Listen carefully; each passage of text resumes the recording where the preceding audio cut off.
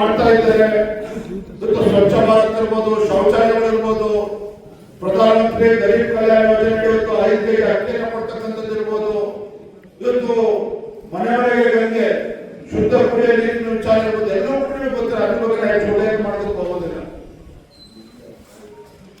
ಆದ್ರೆ ಇವತ್ತು ನಮ್ಮ ತಾಲೂಕಿನಲ್ಲಿ, ನಮ್ಮ ವಿಧಾನಸಭಾ ಕ್ಷೇತ್ರದಲ್ಲಿ, ನಮ್ಮ ಮಹಾಶಕ್ತಿ ಕೇಂದ್ರದಲ್ಲಿ, ನಮ್ಮ ಬೂತ್ ನಲ್ಲಿ ನಾವಿವತ್ತು ನಮ್ಮ ಪಕ್ಷದ ಕಾರ್ಯಕರ್ತರು ಜಾಗೃತರಾಗಬೇಕಾಗಿದೆ.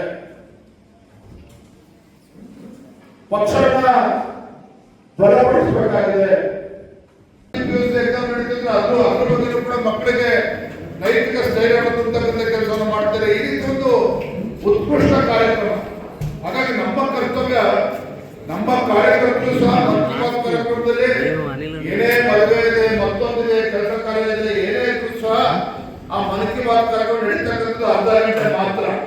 ಆ ಅರ್ಧ ಗಂಟೆಗಳ ಕಾಲ ಸಮಯವನ್ನ ಬಿಡುವು ಮಾಡಿಕೊಂಡು ಪ್ರಧಾನಮಂತ್ರಿ ಬಿಡುವು ಮಾಡ್ಕೊಳ್ತಾರೆ, ರಾಜ್ಯದ ಅಧ್ಯಕ್ಷರು ಬಿಡುವು ಮಾಡ್ಕೊಳ್ತಾರೆ ಅಂತ ಹೇಳಿದ್ರೆ ನಮಗೆ ಕಷ್ಟ ಆಗ್ತದೆ ಅಂತ ನನಗೆ ಅನ್ಸೋದಿಲ್ಲ. ನಾವು ಇರಬೇಕು, ಇತರ ನಮ್ಮ ಸಂಘಟನೆಗಳು ಅವ್ರನ್ನು ಕೂಡ ತೊಡಗಿಸ್ಕೊಂಡು ಆ ಮನ್ ಕಿ ಬಾತ್ ಕಾರ್ಯಕ್ರಮದಲ್ಲಿ ಕಡ್ಡಾಯವಾಗಿ ಭಾಗವಹಿಸಬೇಕು. ಭಾಗವಹಿಸುವ ಜೊತೆಗೆ ಸರಳ ಆಪ್ ನಲ್ಲಿ ಅಪ್ಲೋಡ್ ಮಾಡ್ತಕ್ಕಂಥದ್ದು ಕೂಡ ಅಷ್ಟೇ ಮುಖ್ಯ. ನೀವು ಕಾರ್ಯಕ್ರಮದಲ್ಲಿ ಭಾಗವಹಿಸ್ತೀರಿ, ಉದಾಹರಣೆ ಸಸಿ ನಡೀತಕ್ಕಂಥ ಕಾರ್ಯಕ್ರಮ ನಡೀತಾ ಇದೆ. ಏಕ್ ಪೇಡ್ ಮಾ ಕೆ ನಾಮ್, ತಾಯಿಯ ಗಿಡವನ್ನು ನಡೀತಾ ಇರೋದು ಪರಿಸರ ಕಾಳಜಿಯನ್ನು ಸೃಷ್ಟಿ ಮಾಡ್ತಕ್ಕಂಥದ್ದು. ನೀವು ಸಸಿ ನೆಟ್ಟಿದ್ರೆ ಸಾಕು